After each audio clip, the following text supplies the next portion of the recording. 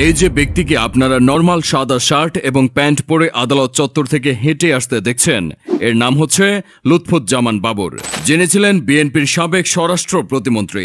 একসময় তিনি ছিলেন তারেক জিয়ার বেস্ট ফ্রেন্ড। তার ভয়ে বাঘে হরিণে এক ঘাটে জল খেত। আর সেই বাবর সাহেব আজ 2টা মামলায় ফাঁসির আসামি। নিঃসঙ্গভাবে কন্ডেম সেলে দিন পার করেছেন তিনি। রিমান্ডে বাবরকে টর্চার করে 21 আগস্টের গ্রেনেড হামলার মামলায় তারেকের নাম জড়াতে বলেছিলেন পুলিশ, কিন্তু তিনি একবারও তার নাম বলেননি। একটা সময় তিনি তার চুলে জেল দিয়ে মাথার চুল খাড়া করে রাখার স্টাইলটা বাংলাদেশের জনপ্রিয় করেছিলেন। উদ্ভট ইংলিশ কথা বলার জন্য বেশ আলোচিত হয়েছিলেন তিনি। তার মধ্যে অন্যতম হচ্ছে এটি। না, শত্রু আইডেন্টিফাইড না, we are open, we are looking for শত্রু।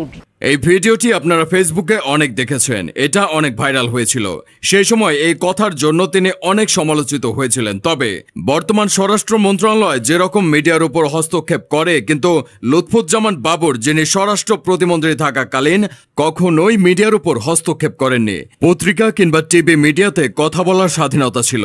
2018 সালে তার যেদিন ফাঁসির রায় দিয়েছিলেন আদালত, সেই দিনই ছিল লুৎফুজ্জামান বাবরের জন্মদিন। কারাগারে থেকেও তিনি দিন দিন আরও জনপ্রিয় হয়ে উঠেছেন। আজকে আমরা জানব লুৎফুজ্জামান বাবরের জীবনী সম্পর্কে। লুৎফুজ্জামান বাবর জন্মগ্রহণ করেন 1958 সালের 10 অক্টোবর নেত্রকোনা জেলার মদন উপজেলায়। তার শৈশব কাটে ঢাকার মগবাজার এলাকায়। তার পিতা এ.কে. লুৎফুর রহমান, তিনি ছিলেন মূলত একজন সাবেক পুলিশ কর্মকর্তা। মা জোবাইদুর রহমান ছিলেন একজন গৃহিণী। 4 ভাই ও 3 বোনের মধ্যে লুৎফুজ্জামান বাবর ছিলেন তৃতীয়। যতদূর শোনা যাচ্ছে তিনি ছোটবেলা থেকেই একটু ক্যাডার টাইপের ছিলেন, যার ফলে তিনি নাকি ম্যাট্রিক পাশও করতে পারেননি। আবার অনেকে বলে তিনি নাকি ইন্টারমিডিয়েট পর্যন্ত পড়াশোনা করেছেন। সে সময় তিনি গঠন করেছিলেন নিজস্ব একটি ব্যান্ড গানের গ্রুপ। কথিত আছে যে লুৎফুজ্জামান বাবর 1980-র দশকে ঢাকা বিমানবন্দর কেন্দ্রিক ব্যবসা শুরু করেছিলেন। অভিযোগ রয়েছে তিনি 1980 সালে প্রেসিডেন্ট হোসেন মোহাম্মদ এরশাদ থাকাকালীন অবস্থায় ক্যাসিও ব্র্যান্ডের ঘড়ি পাচার করত। এরকম অভিযোগ শোনা গেলেও তার ঘনিষ্ঠদের দাবি তিনি কখনোই বিমানবন্দর কেন্দ্রিক ব্যবসায় জড়িত ছিলেন না। লুৎফুজ্জামান বাবর 1991 সালে 5ম জাতীয় সংসদ জাতীয় নির্বাচনে স্বতন্ত্র প্রার্থী হিসেবে আনারস প্রতীক নিয়ে নেত্রকোনা 4 আসন থেকে সংসদ সদস্য নির্বাচিত হয়েছিল। 1992 সালে তিনি বিয়ে করেন তাহমিনা জামান শ্রাবণীকে। এই দম্পতির বর্তমানে একটি পুত্র এবং একটি কন্যা সন্তান রয়েছে। এরপর 15ই ফেব্রুয়ারি 1996 সালের 6ষ্ঠ এবং 2021 সালের 8ম জাতীয় সংসদ নির্বাচনে বাংলাদেশের জাতীয়তাবাদী দলের প্রার্থী হিসেবে নেত্রকোনা 4 আসন থেকে সংসদ সদস্য নির্বাচিত হন। ধীরে ধীরে তার তারেক জিয়ার সাথে গভীর বন্ধুত্ব হতে শুরু করে, ফলে অল্প সময়ে বাংলাদেশের স্বরাষ্ট্র প্রতিমন্ত্রী হন। ধীরে ধীরে খালেদা জিয়ার ভরসার প্রতীক হয়ে ওঠেন তিনি। টেকনাফ থেকে তেঁতুলিয়া পর্যন্ত তার জনপ্রিয়তা ছিল তুঙ্গে।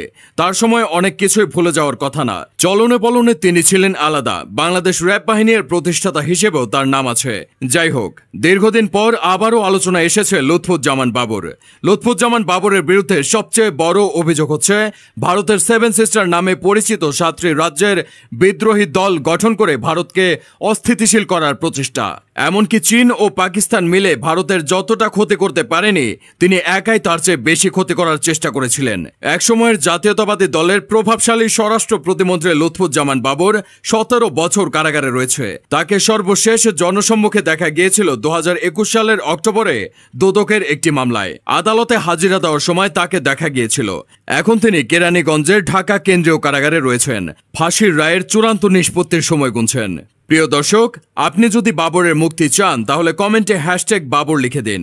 অন্তর্বর্তী সরকারের শপথের 2 দিন আগে ভারতের সংবাদ মাধ্যম এনডিটিভিতে দেওয়া সাক্ষাৎকারে নোবেল বিজয়ী ডক্টর মোহাম্মদ ইউনুস বলেন, ছাত্র আন্দোলনের কারণে বাংলাদেশের চলমান অস্থিতিশীল অবস্থা নিয়ন্ত্রণ করা না গেলে সেটার প্রভাব গিয়ে পড়বে মিয়ানমার, ভারত সহ ভারতের 7 সিস্টারে। তার এই বক্তব্যের পর হঠাৎই সামাজিক যোগাযোগ মাধ্যমে লুৎফুজ্জামান বাবরকে নিয়ে আলোচনা করতে শুরু করে। ডক্টর ইউনুস যে 7 সিস্টার কথা বলেন সেটা আসলে কি? কেনই বা বাংলাদেশে অস্থিরতা তৈরি হলে 7 সিস্টারে তার প্রভাব পড়বে? চলুন তার বিস্তারিত জেনে নেওয়া যাক।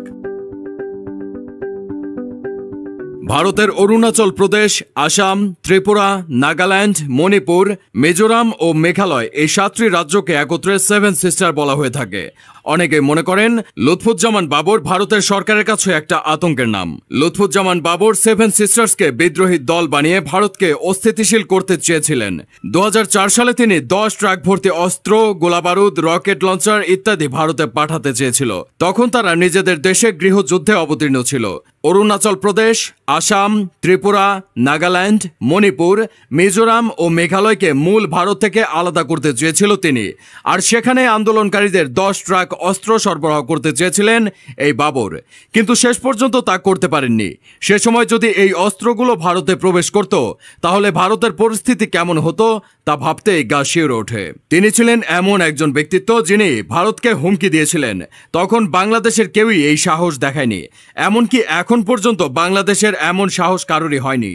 10 ট্রাক অস্ত্র মামলাটি হয়তো অনেকেই ভুলে গেছেন, কিন্তু সেই সময়ে উদ্ধারকৃত অস্ত্রের আনুমানিক মূল্য ছিল প্রায় 27,000 কোটি টাকা। অনেকেই মনে করেন যে সময় তিনি স্বরাষ্ট্রমন্ত্রী ছিলেন এবং এই অস্ত্রগুলো যদি ভারতে ঢুকতো, তাহলে আজকে ভারতের সেভেন সিস্টার হয়তো অক্ষতই থাকতো না। ভারত তখন নিজেদের নিরাপত্তা নিয়ে এতটাই ব্যস্ত হয়ে পড়ে যে আমাদের দেশের অভ্যন্তরীণ বিষয়ে হস্তক্ষেপ করার সময় পেত না। ফলে হয়তো আমাদের দেশকেও 17 বছর এই দুঃশাসন সহ্য করতে হতো না। তার সেই বিখ্যাত dialogue we are looking for শত্রুজ, যা আজও অনেকে ভুলতে পারেনি। 2001 থেকে বিএনপি নেতৃত্বাধীন জোট বাংলাদেশ সরকার গঠন করার পর যে কয়েকজন ব্যক্তি প্রবল ক্ষমতাবান হয়ে ওঠেন, তাদের মধ্যে লুৎফুজ্জামান বাবর ছিলেন অন্যতম। 3 অক্টোবর 2010 সালে 10 ট্রাক অস্ত্র মামলায় অ্যারেস্ট করা হয় বাবরকে। এই মামলায় তাকে মৃত্যুদণ্ড দেওয়া হয়। খালেদা জিয়া সরকারের সময় প্রবল অস্বস্তি তৈরি হয়েছিল এই 10 ট্রাক সমপরিমাণ অস্ত্র উদ্ধারের বিষয়টি। 10 ট্রাক অস্ত্র উদ্ধারের আগে থেকে বিএনপি সরকারের সঙ্গে ভারত সরকারের সম্পর্ক খুব একটা ভালো যাচ্ছিল না। এর মূল কারণ ছিল নিরাপত্তার সমস্যা। ভারতের উত্তর পূর্ব অঞ্চলের 7টি রাজ্যে নিরাপত্তা নিয়ে বেশ চিন্তিত ছিল। ভারতের অভিযোগ ছিল দেশটির উত্তর পূর্বাঞ্চলে বিদ্রোহী গোষ্ঠীগুলোকে উস্কানি দিচ্ছে বিএনপি সরকার। এরকম অবস্থায় 10 ট্রাক অস্ত্র ধরা পড়ে। প্রিয় দর্শক, এটাই ছিল মূলত লুৎফুজ্জামান বাবরের জীবনের মূল কাহিনী।